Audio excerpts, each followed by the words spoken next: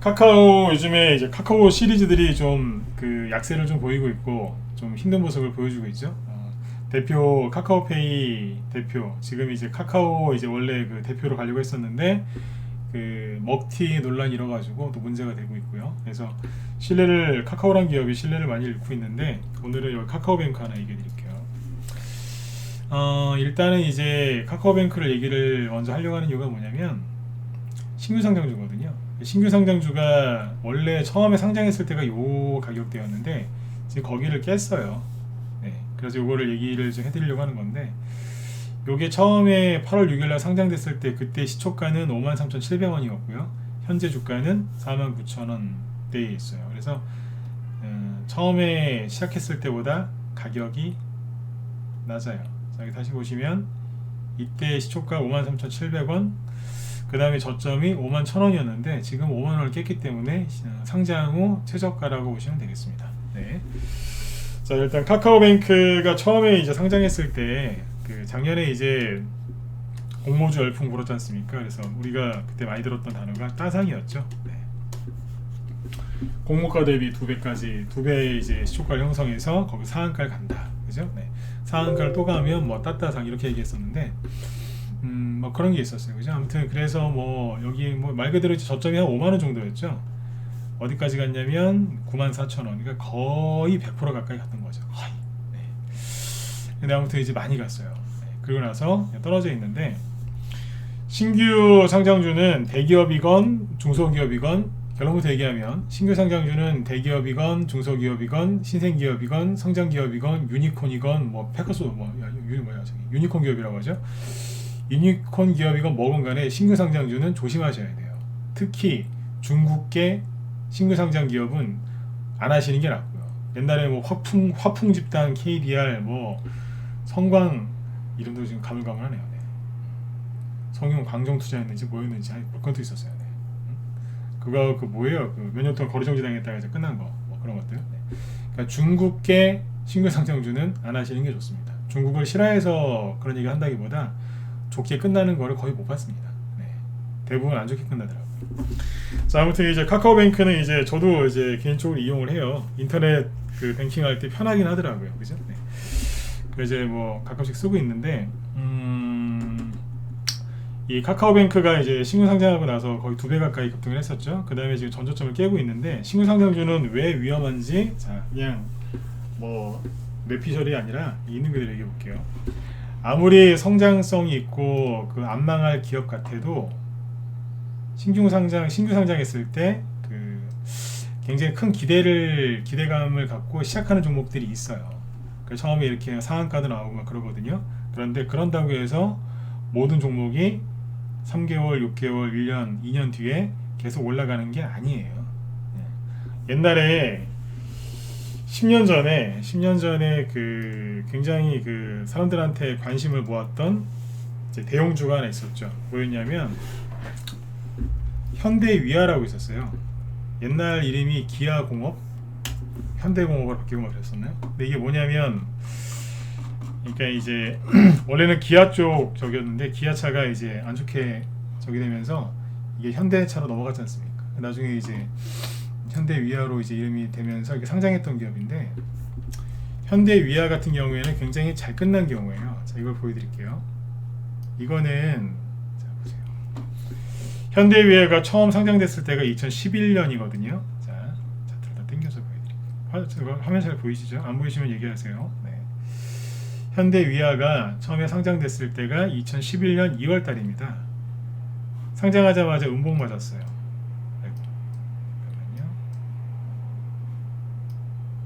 여기 보이시죠? 시작하자마자 이제 음봉으로 떨어졌는데 옆으로 한 달 정도 이렇게 7만원 언저리에서 최저점 65,000원이고요. 돌리다가 어디까지 갔냐면 15만원을 돌파를 합니다. 16만원. 그러니까 6만원짜리가 16만원 간 거예요. 그러니까 대충 계산해도 2배 이상이죠. 그 다음에 나중에 이제 18만원 근처까지 갑니다. 신규 상장하고 나서 이 종목이 크게 급등을 했는데 이거는 대형주예요. 근데 그 당시에 이거는 왜 이렇게 갈 수 있었느냐? 이 당시에 2011년도 4월 달에 어떤 일이 있었냐면 그러니까 2008년도에 리먼 브라더스 서브프라임 모기지론 금융위기 터지고 나서 모든 종목들이 폭락했었어요. 네. 그 요번에 재작년이죠. 네, 코로나 때문에 전 종목들이 폭락했을 때 그거보다 더 심하게 폭락했을 때가 그때였는데, 그때 그 큰 폭락을 겪고 나서 다시 이제 대세 상승장이 왔는데, 그때 주도주 우두머리가 누구였냐면 현대차, 기아차였어요. 시가총액 1위가 누구였냐면 현대차, 저기 삼성전자, 그 다음에 2위가 현대차, 3위가 기아차였어요. 그때 이제 그 꼭지를 언제 찍었냐면 2011년 4월부터 8월 사이에 꼭지를 찍습니다. 현대차하고 기아차가요. 그때 기가 막히게 상장을 한 거죠. 그러니까 이제 맞춰서 상장을 한 거겠죠. 그죠? 굉장히 좋을 때요. 그때는 뭐 자동차 현대차에다가 부품 조그만한 볼트라도 납품을 하면, 당신도 현대차에 납품해요? 예. 그러면 자, 현대차 뭐 후발주자로 막 갔어요. 그때는 자동차 부품주들이 어마어마하게 날아갔어요. 10배, 20배씩. 그때 상장한 거예요. 그때 상장을 했기 때문에 바로 2배 이상 급등을 했고, 그 이제 우두머리 완성차 현대차, 기아차의 후광을 입어서 몇 개월 동안 좋았던 거예요. 근데 이제 그 종목들이 그 이후로 조정을 받았겠죠. 그래서 큰 상승은 안 나오고 나중에 조금 더 올라가긴 했는데, 앞고점 대비 한 15,000원, 그러니까 10% 정도 올라간 게 다고요. 옆으로 2년, 3년 돌다가 나중에 조금 더 올라가긴 합니다. 네. 이게 뭐냐면 처음에 상장했을 때 그 앞에 대장주들 영향을 입어서 조금 올라가긴 했는데, 큰 상승은 없이 그냥 조금 더 올라갔고, 이게 4년 만에 이만큼 간 거예요. 네. 4년 걸려서 17만원에서 23만원이니까 6만원 정도 올라간 거고, 뭐 대충 계산하면 30% 정도 수익이겠죠. 그리고 내리막길을 걷죠. 조정을 받았으니까. 지금 이러고 있는 거예요. 네. 그러니까 신규 상장했을 때 정말 잘 가던 케이스가 현대위아, 그 당시에 만도, 지금은 차트가 약간 바뀌었는데 이 당시 현대위아 같은 게 많이 갔었어요. 왜냐하면 그 당시에 자동차주가 주도주였거든요. 근데 이제 최근에 이제 카카오뱅크도 이렇게 될 거라고 기대들을 많이 하시는데, 카카오뱅크가 상장된 시점이 작년 8월이잖아요. 그죠? 8월 달에 상장하자마자 뭐 따상 열풍 중에 하나였죠. 그래서 막 상한가고 막 그랬단 말이에요. 근데 이 당시에 카카오 주가를 보죠. 카카오가 작년 8월 달에 뭐 하고 있었어요? 폭락 나오기 일보 직전. 그러니까 이제 고점 찍고 17만원 고점 찍고 조정을 시작한 자리였어요. 요거 폭락 나오기 일보 직전이었다고요. 네, 그때 상장한 거예요. 이해되시나요? 아까 현대위아는 예를 들어서 이 이게 카카오 차트가 아니고 현대차 차트라고 하면, 현대차가 요 정도에 있을 때 상장한 거예요. 현대위아가 이만큼 올라갈 때 후광을 입은 거예요. 원래 대장주가 올라가서 더 이상 못 가면 후발주자가 가듯이 현대위아가 그 후광을 입었다니까요. 근데 카카오뱅크는 언제 상장됐냐면, 카카오가 이제 고점 찍고 이제 국회의원들 그다음에 정부에서 아니 카카오 너무한 거 아니야? 이러면서 막 규제를 해야 되겠다고 그 난리를 칠 때 상장된 게 카카오뱅크예요. 이해되셨으면 자 7번 찍어주세요. 상장은 타이밍이 다르다고요. 아니 이거 카카오 여태까지 대기업 아니라고 내비뒀더니 이거 뭐 동네 상권 다 지금 잡아먹고 지금 속된 말로 이놈들 이거 안 되겠네? 막 그런 분위기였잖아요. 그러니까 김범수 그 카카오 의장이 제가 뭐 사재를 털어서 뭘 하겠습니다 하고 막 뭐 사퇴한다 하고 막 그럴 때예요. 너무 커지니까, 처음에는 이제 조금 했는데 너무 커지니까 이거 이대로 두면 안 되겠다, 규제를 하겠다고 이제 막 난리를 칠 때였어요. 오죽하면 그 기업 총수가 고개를 확 숙이잖아요. 몸을 확 낮추죠, 그죠? 네. 그때였다고요. 그리고 그 카카오를 잘 보시면 외국인하고 기관이 어떻게 하고 있었냐면, 외국인하고 기관은 계속 팔고 있었어요. 개인 수량은 빼고 거래량도 빼고 보죠. 빨간색이 외국인, 파란색이 기관. 본격적인 상승이 나오면서부터 외국인이 여기서부터 팔기 시작해요. 그러니까 외국인은 바닥에서 우상향 매집하지만 올라갈 때 계속 점진적으로 팔아요. 지금도 팔고 있어요. 기관도 계속 팔고 있고. 그럼 누가 샀겠어요? 3명 중에 1명이잖아요. 개인이 다 받고 있는 거예요 지금. 외국인하고 기관은 계속 팔고 있었어요. 작년 초부터. 이해되시죠? 그러니까 카카오뱅크가 언제 상장했다고요? 여기서요.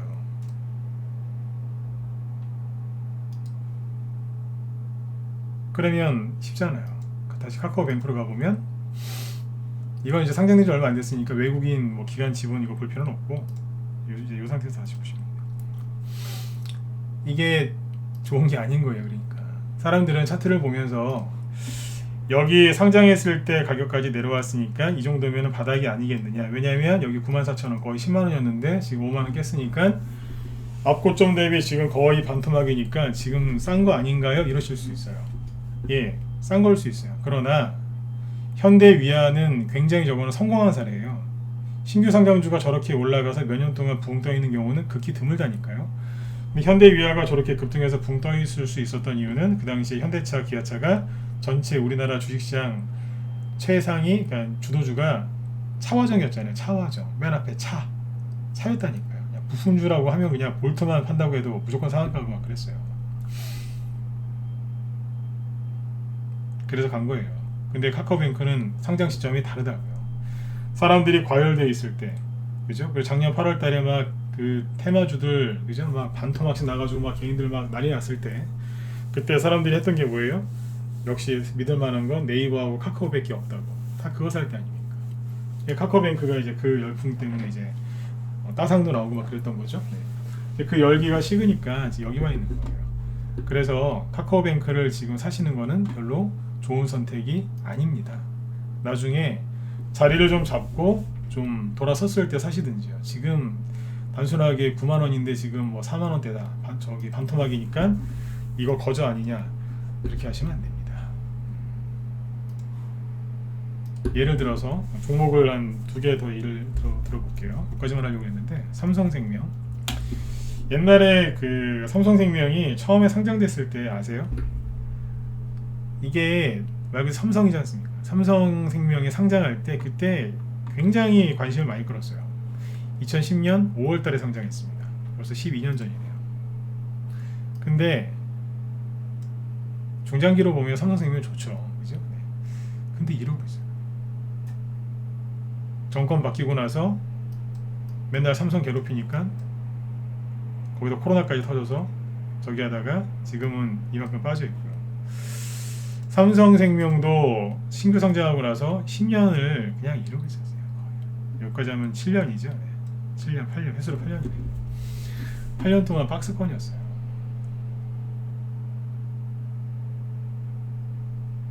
삼성생명도. 네. 카카오 설마 망하겠어 이런 마음으로 카카오뱅크 잘못 사시면 나중에 고생하실 수 있어요. 그래서 카카오뱅크 같은 유형들은 언제 하시는 거냐면 조금 이제 시간 지나신 다음에 지금은 전저점 끼면서 떨어지죠. 그러면 어떻게 될지 몰라요. 아까 삼성생명도 밑으로 한번 떨어졌다 올라온 거예요. 네. 카카오나 카카오 게임즈나 카카오페이나 카카오뱅크나 지금 다 살 자리가 아닙니다. 아이 고점 대비 많이 떨어졌는데 사면 안 되겠냐고. 글쎄요. 나중에 사시더라도 좀 안정됐을 때. 그 방탄소년단 관련주가 뭐였죠?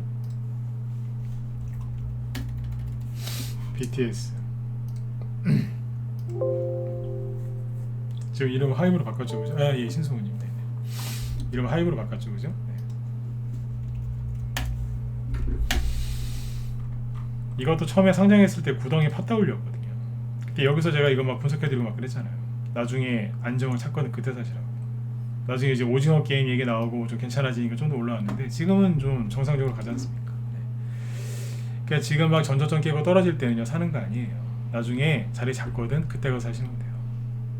네. 근데 카카오 자체가 지금 이제 조정에 들어갔고 정권이 바뀌든 안 바뀌든 규제를 받을 가능성이 높아요. 네, 너무 확장을 너무 많이 했어요. 그리고 경영진이 그죠? 네, 먹튀. 그러니까 카카오 지금 그 페이죠. 거기 대표가 400원 넘게 시대차익 내고 먹튀 논란 일었죠. 경영진이 주식을 팔았어요. 그거는 쉽게 얘기하면 뭔지 아세요? 그 회사 주가에 대해서 제일 잘하는 사람이 누굴까요? 경영진이에요. 본인들이 봐도 고평가다. 그러니까 판 거예요. 원래 그러면 안 되죠.